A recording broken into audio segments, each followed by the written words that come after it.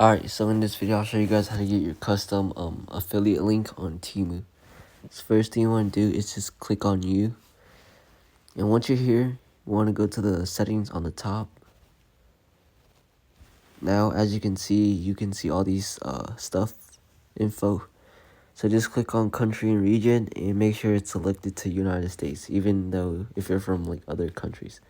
For me, I'm from Canada, but I'm still using United States. So then go back and make sure your currency is in USD too.